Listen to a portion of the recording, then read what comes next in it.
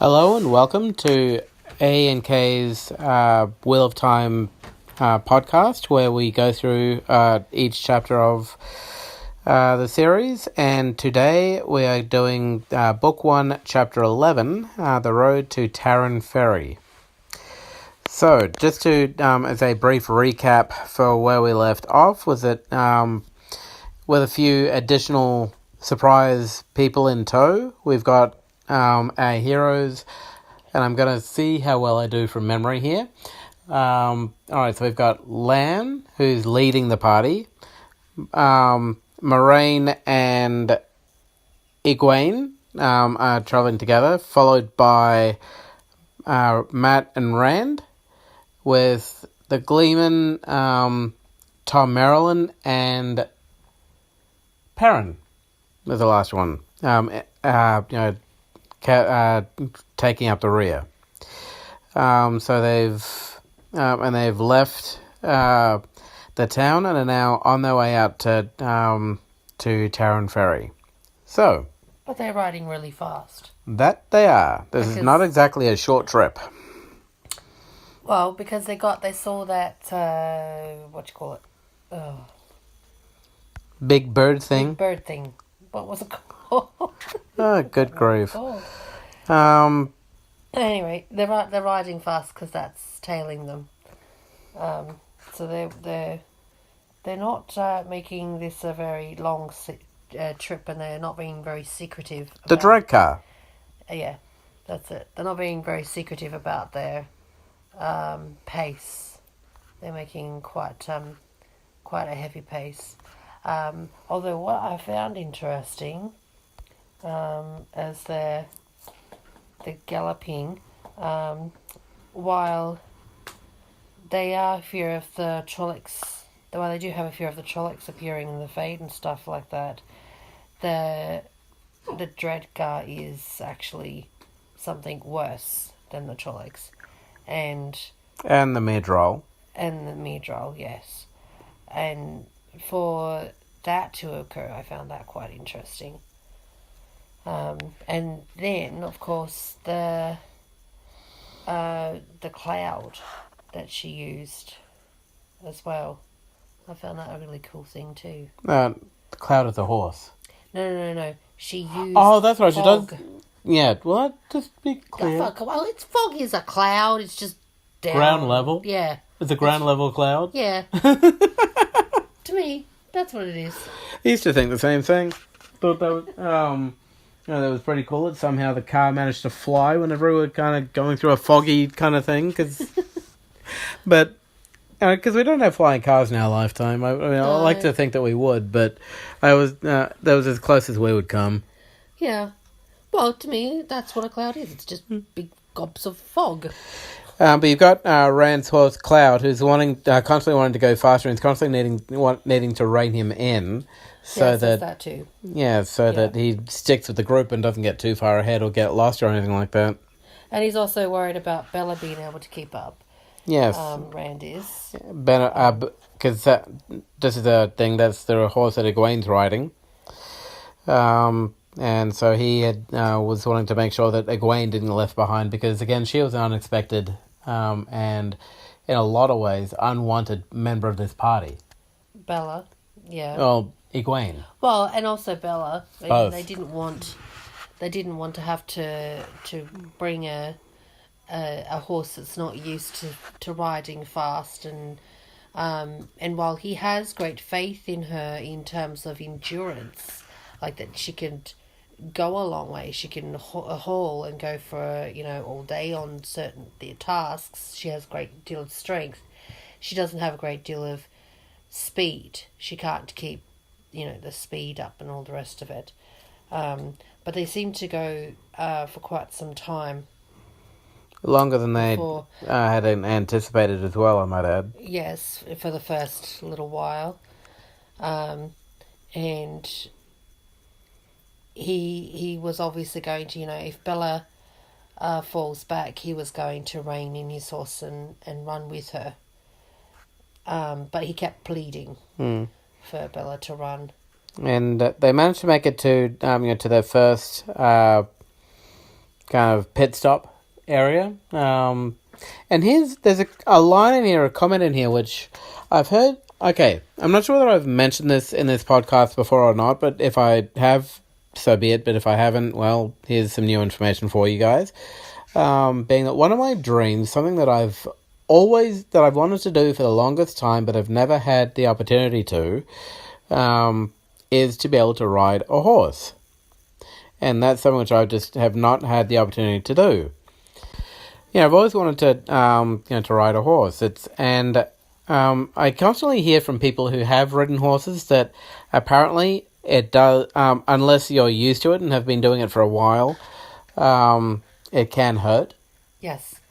You'll find that a lot of people who are not used to riding horses practically every day will not be able to handle, that would be extremely very sore.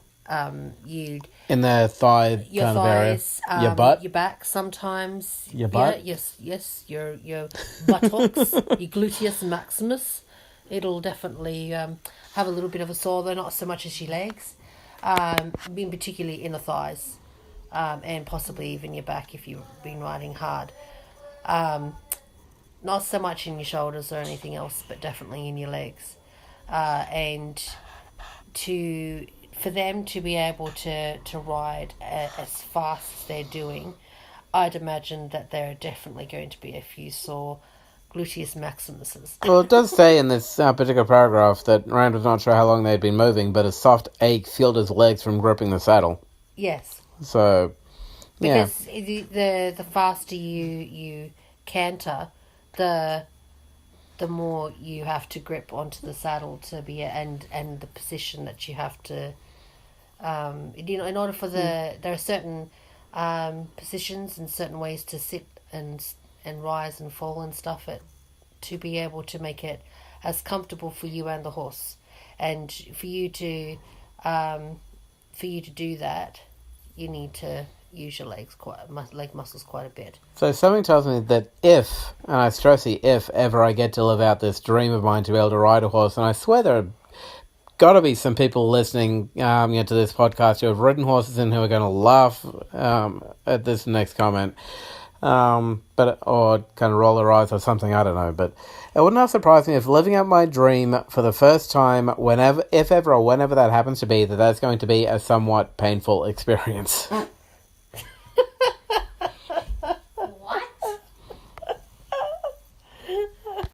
All right.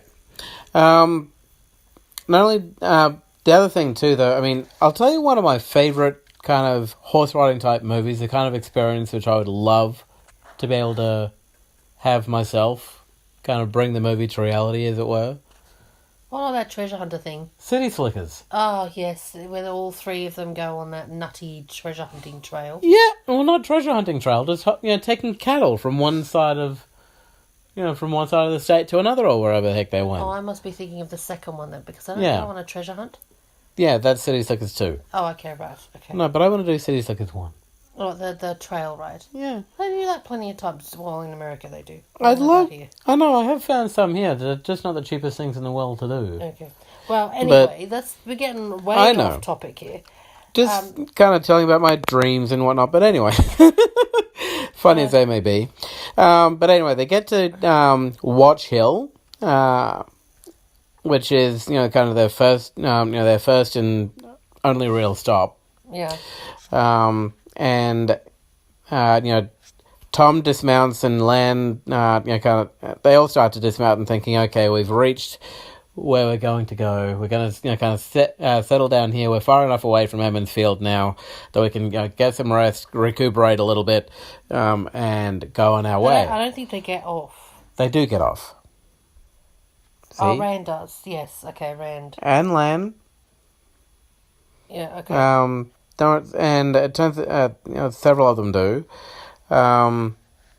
but it turns out that I was going to say, I don't think they got off. I think they got dismounted unceremoniously. The others were climbing down as well. Okay. Thank you. Anyway, and they're all kind of thinking, okay, well, there's a thing here, a nice, mutton pie for me, and If they're going to be keeping going, because they could see the lights of the next city. Yeah. Is why, and they were all sort of saying, well, why not let's stay in the city and enjoy, the festivities and the nice yummy food and a nice warm bed type thing. But it turns out that was not, that wasn't to be the case. They weren't going to be able to do that because Land is saying that we cannot stop until we cross the Taren River, not for more than a few minutes, because he knows that they're still being, pursued. Yeah. And Rand makes a fair point. I mean, the horses, Bella in particular, who's not used to this kind of extended kind of run, would no doubt be starting to feel the effects. Yes. And, does make a comment, but the horses will run them to death when we try to go any further tonight. And this is the cool part that I like. I know, and here's where I wish we had an Aes Sedai with us. Yeah, or that they were at least, had the capabilities of, just give you a touch, whisper some words, and you're fully energized again. I know. I suppose that's what exercise is when you do it on a regular basis. No. It is, believe it or not. The more you exercise kills me. The more you exercise, the more energy you have in the long run.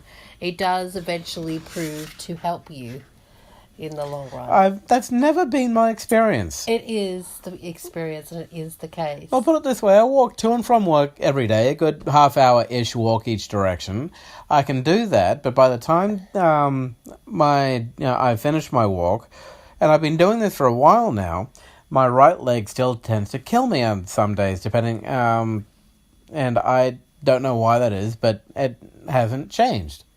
One would think that by now, after doing a good year or so of that, to and from, that there would have been some kind of improvement. But yeah, anyway.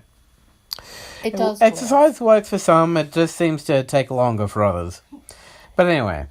So Moraine is going through, and magically re-energizing the horses, giving them their second wind, as it were, or re-energizing them.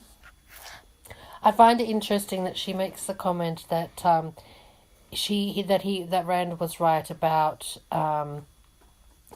Bella, that she has a good strong heart. And as much stubbornness as the rest of you two Rivers folk, which I love that. Yes. I found that was quite fun. And then she goes along and, of course, energizes them too. And here's where we get... I'm going to call it the Nazgul sound, because it's kind of a similar kind of shriek that I'm picturing. Or kind of, as one does with sound anyway, that the sound of the drag car is kind of... like a shriek, and that's so not like a shriek. Yeah, well, I don't know. I can't do the Nazgul sound, very well, but you picture the Nazgul sound in your head, and let's just leave it at that. Because, yeah. Trying to recreate it, we'll move on from that. I'm curious as to what they used for that. I don't even know. I haven't watched the behind the scenes stuff to see if they actually mention what they used to do that. They would that shriek, but they would. But again, that's conversation for another time. And it alerts like everyone. It brings everyone's attention. Okay, this thing's still within reach, because not only that, but they see it and they feel it. Because it comes pretty darn close to the party. Rand even feels the breath, feels the... Like a touch of slime. Well, no, the wings beating. The wind of the wings beating kind of, as it flies by. And he says it's like a touch of slime. And so they, the horses are freaking out. They need to calm the horses for a moment so they can settle enough to get back on them so they can start pelting down the road again. When the first screech happens, the sounds of the festivities from the from the nearby town are halted. Yeah. As they try to... What was that? Was there something out there? But after a while, there's only the one screech initially, and And then after a few minutes, when there's nothing, the festivities resume. And after that, there's He has some trouble settling Cloud too. Yeah. They gave him a very powerful horse. Yes. And he's too embarrassed to say, when there was a moment there where they said to halt, and he, of course, kept going, but he was pulling the reins, but he couldn't stop her, and she was still pounding ahead. But, yeah, that's further on. What kind of horses are at Victor Harbour pulling the trams there? Clydesdale. That's a Clydesdale, darling. That's a Scottish horse. Yeah, okay. Would it be a similar kind of thing, do you think? No. No, they're hardy, but they're not... Fast? I can't be certain because I'm not actually really... I've always just known Clydesdales to haul wagons. They're like an ox in that way. They can haul things. Let's just go strong. Let's go built for strength, not speed. They are definitely built for strength, and I would imagine that if you've got a lot of strength, you could do with a lot of speed too. But there are certain horses that can definitely run faster than a Clydesdale. I definitely could see that. All right. So they manage to settle the horses enough to be able to get on them, but they start pelting down the road again. Well, before that, it takes Rand a few seconds to sort of realise that he's frozen, and he's actually drawn his sword, and then hoped that it was dark enough to have the others not actually see that he's done that, and then as a result, he's sort of hid it or sheathed it in the hopes that it's too dark for the others to see, and then hopped onto the horse. And he's realised that he's actually holding the party up. Everyone else is mounted onto the horse. Good point. Forgot about that. And they're going to start running. And this is the cool part that I discovered, where the fog was being created so that they couldn't be seen. And the description actually that they give, because they do sort of explain it a little bit down further, and because it was only then they looked around and all the others were on, but they did have that's the shriek that they were talking about. Anyway, so they're mounted. It's also Len also tells Rand to get back on his horse, because the Drakkar wouldn't have revealed itself unless it had already reported what it had seen, to the Fade, to the Myrddraal, which again does make sense, to a point. It does make kind of tactical sense as well, because you don't necessarily want to reveal your position or reveal that you know where the enemy is unless your backup is there, or unless it's close enough that you could know that it could chase it down. Yeah. And with Traxxas now marking us, for the half man, it won't be far. So he's told the Myrddraal where the party is, and now he's keep an eye on them, so that he can constantly kind of be the report where they are. Yeah. And then that's where the really cool fog comes in, because he realises that that once he's sworded his he sheathed his sword, he hurriedly hops back on, and she wants to run. Well, it's a he. Cloud is a he. Yeah. He wants to run really fast. He's more aware that he needs to run really fast, and I love the fact that after he's gotten over his whole "I don't want to breathe in this air" type thing, because it's isodime magical fog. That's funny. It's like he's holding his breath, but he's like, I can't hold my breath forever. I'm going to have to breathe it in. I just found that part really funny, because it's like, oh my goodness, It's like it was almost like he was thinking it was going to saturate him and influence him and stuff like that.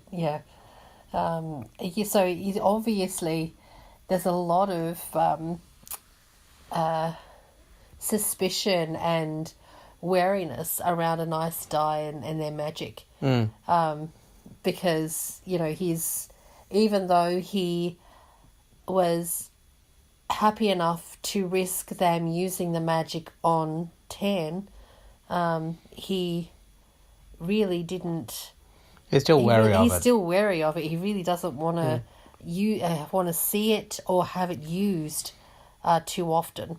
Although it does surprise him because he's seen her heal his dad, revive all of the horses, revive the company, and help people around the town a little bit too. And help people around the town a little bit as well. Yeah. So, the fact that even now, after he's seen all of that, it's sort of they're still suspicious. They're still wary. And it's just fog, and it's helping them to remain hide concealed and to remain concealed in the hopes that they will lose, that they'll be able to lose their. So they've all hopped on their horses and they're now pelting down again. Now, it's the first leg up to Watch Hill was, more organised in terms of Lan, followed by Moraine and Egwene, and the party going in order. They were asking to be spread out. I know, but it was still relatively organised in terms of the line they were following. Now that they're, that the drag car, and I've got to admit, I may be pronouncing it wrong, and if I am, feel free to, someone tell me, because I'm thinking that they're being chased by a drag car. I mean, come on. I'm just thinking that, the name and kind of drag racing. Drakkar, maybe? Drakkar or something, I don't know. But I'm just having this rather amusing image of, kind of drag racing here. Yeah, okay. Well, but anyway, they're using, with the Shriek and the drag car behind them, within earshot and whatnot, the horses, spurred on by Moraine's magic and fear, are now running as fast as they can. Bella is actually doing a really good job of keeping up with Cloud here. I love that Bella was practically almost overtaking. She was like a head behind him. She was, and he said, he must have done something a little more to help her to keep up, because, her snout was neck and neck and stretched out. It was, it was going hard. She must have done something more than just simply get rid of her fatigue. She had to have helped her to... And here's where we get another piece of Egwene's naivete, too, I think. Oh, yes. Because here she is in this run for her life, and she's enjoying it. Yeah. She's... I don't think... She's crazy nutballs, I think. Yeah. I think that of the whole party, you've got Matt, who's going to be the Joker, but I think that... but he's got a serious side to him. Egwene's just going to be the head in the clouds, kind of... Yeah... This is a blast! I'm running so fast! Let's not care about the big, huge, bat descriptive type thing flying and trying to kill me. Yeah. Because it's weird, but anyway. And Rand, looking at her, is thinking, what the hell? His mouth was dropped open in surprise until I don't know what a bitterme is, but I'm thinking a fly. I'm picturing him swallowing a fly. Yeah. Which is setting him off into a fit of coughing. Like, oh. Or it could be a little mosquito or something, something that flies around at dark. Moraine and Lan have been talking. My guess is, Moraine has asked Lan if he can fight off the drag car or something. And he's saying that he couldn't, which is understandable, because fighting from the back of a horse in and of itself is not easy to begin with. Fighting something that's flying. Yeah. And so the whole the only idea is to run. Yeah, their best source of being able to survive the night is to actually outrun it, and stay hidden. And she's clearly she's got to have expended quite an amount of magic by now, because healing all of the people, or healing as many people as who would allow her to heal them, in the city, or in the little village, I should say, it's not a city, it's a village, it must have expended a great deal of energy, especially Tam. And then to ride, and then to heal, so she's ridden, and then to heal the 3 horses and them, because their horses didn't need as healing as much, because they weren't. Oh, they're more used to it. Yes. Hence the whole, the more you exercise, the the more quiet. energy you have. It is so true. And so she's expended a lot of magic, a lot of energy, and then to have this fog that she's created, and to keep it and maintain it as much as she has. She's got to be close to the dregs. Well, I don't know. I mean, see, here's the thing. I suppose it depends on how the magic is used too, but it's got to have... everything, there has to be limitations, yes, I agree. But everything has a correlation to... Or a cost. And a cost to you using it. Like in the Aragon series, you could only use as much as your body... Strength would allow. Your strength would allow, yeah, and what that you had. And that if you wanted to do more powerful spells, you had to take it from somewhere. And therein lied that secret with the whole, you could take it from another living thing if you were connected to them. Or it's a very simple kind of... exchange. Or to share the load, you could connect with each other and be able to create stronger spells. And there may be a link between moraine and land in that kind of respect, possibly. Possibly, a similar thing. But, with Aragon, there were basic rules and things like that you could use to see how the magic was used. And with most kind of games out there, there's like mana pools and whatnot that you have where you can only use like 100 mana on it, to cast your spells that you're going to do for that game, and it does sort of regenerate over time. But yeah. So there's got to be some limitation that she's definitely coming up to. Well, we also, for all we know, and again, just to put this into say D&D type terms, is that she could have. What was I thinking? Stores spelled up? Not that. Not that. But in relation to the... I completely lost my train of thought. D&D, she could have something stored up? No, you can go back to it then. No, I'll come back to it. Yeah. Lost it, derailed. She's definitely going, quite impressive for the amount of... magic that she can use. Land does. That's what I was going to say. Okay. She, for all we know, she could be like a level 50 character here. Ah, right. Okay. Yeah. Well, Land does actually comment that she is, she's coming close to her limits, as it were, for her use of magic. But whereas before they were spread out. They're now all kind of clumped. They're now all clumped together. And he was trying to get them to spread out again to make it so that they're not as easy a target for them to be picked up, I guess, and flown, so they couldn't swoop in and pick them all up in a clump and then fly away with them, I guess. And making it a little more harder for them, to spread out. And it does make sense. Yeah.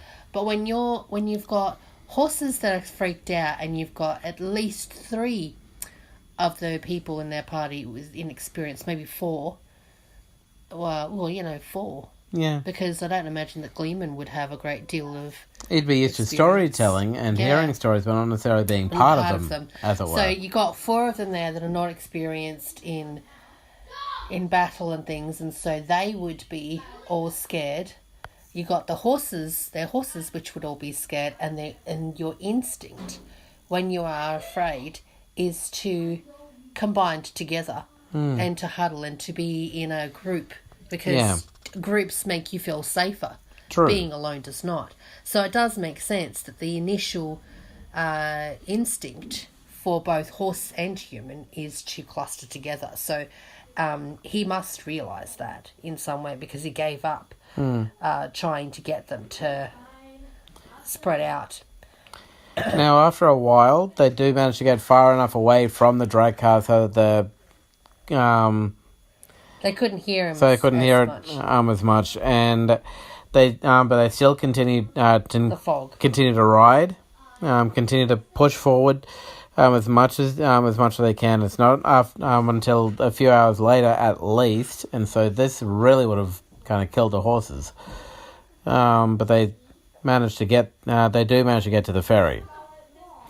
And this is the part with the whole, he's saying slow, draw your reins, and Clyde's just gone, keep on running. He's like, slow down. He's so embarrassed that he can't actually say, well, it's not that I'm keen to die, it's just that, I can't control this damn horse. I'm not going to say that. Don't be so eager, sheep herder. Got nothing to do with that. And the pardon me.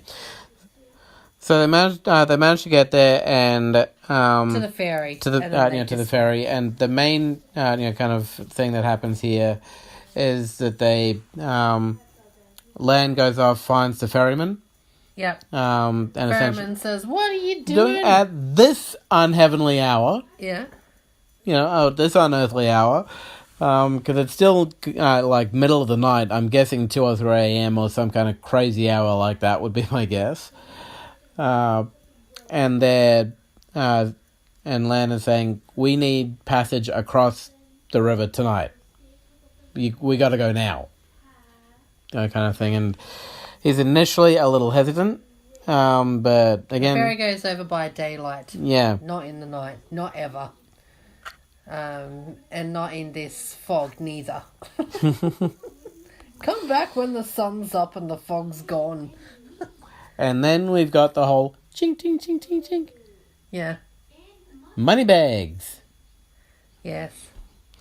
And because we'll essentially we'll pay you some really good money for you to take us across tonight, for you to take us across now. And when we're safely across the other side, you can get another bunch. Yep. Yeah. And he's gone, now, chewing his lip. Looking at the wall. And so, and that there is now where it is. where the chapter ends. He's off to go get his own preparations. So, the title of the next chapter is Chapter 12, Across the Taren. What do you think is going to happen in the next episode chapter thing? Basically, we're going across the river, and then the chapter's going to end like the whole racing to the ferry section.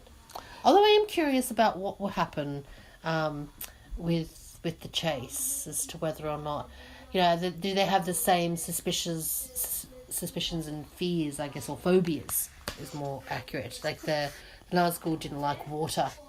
Not the hobbits, for that matter. I mean, if you read the actual Hobbit books and but they were willing to cross it. They were willing to touch it, the water. Yeah, so were the Nazgul. They would have crossed.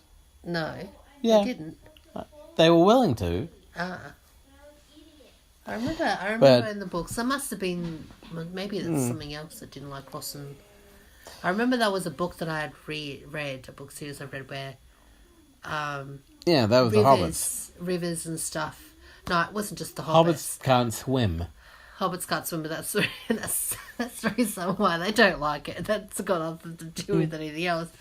But quite a number of book series and possibly even some TV shows reflect water as something that revives, something that's pure, something that cleanses, and that evil things don't necessarily like going into them, or that they can't pass them. In some cases, there are some things that literally cannot pass water or a river, so you are safer that way. Speaking for myself, or at least my thoughts, as far as the next chapter is concerned, I agree that I don't know how wide the Taren is. If it is just river size, then I think it would be the river and then a discussion or kind of in relation to where the next step is. Yeah. After they cross the Taren, what's going to happen. So yeah, there'll no doubt be discussion of their plans, and after they've crossed the river as well, would probably fall into that chapter, and then that would be my guess where the next chapter ends. Possibly some, maybe the Drakkar will make another kind of appearance as he's still following them. Maybe, possibly, maybe. I mean, just to kind of keep spurring them on their way. You think the ferry would survive? I don't know. I think because it makes sense that he would, because I was going to say to destroy it because they don't want anyone else to follow. Well, it does make sense to destroy it, but also it depends on whether the ferryman stays on that side for the rest of the night or decides to go back. He could just stay on that side and sleep in the cab. Maybe he's got a cabin on both sides. I don't know. It could be that. It could be that they might convince the ferryman to stay indoors and not answer his door at all. Or go on a little extended vacation. Well, if the ferryman, it makes sense that he would have residences on both sides of the river as well. Yeah, that's true. Yeah. Maybe just convince him to stay on this side of the river for a little while longer. Yeah. Or something. I mean, he's got a lot of gold now. He could go on a little holiday. Let's just keep it simple and say there are options. Yeah. So, yeah, we'll find out that too, possibly. It could be that he ends up dying, that the Drudka or Mirdral or whatever, they could end up catching up to him, and the ferryman in a resulted exchange could end up dying. Tell me where they are or die. Yes. Something maybe. So, yeah, I mean, lots of things for us to find out in the next, as we continue to read this. Who knows, we might actually get another member of the party. And we might even get another episode in today too. We'll see how we go. Anyway, so I want to thank you all for listening to this episode. We've had no further communication for anyone this week, but if we do, we just like previously, we will certainly kind of repeat them on here as well.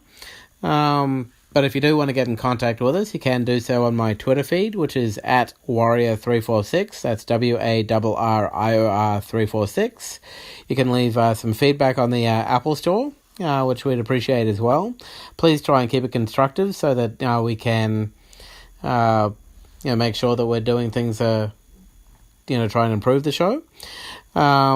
And also you can contact us on my email address, which is at warrior346@yahoo.com.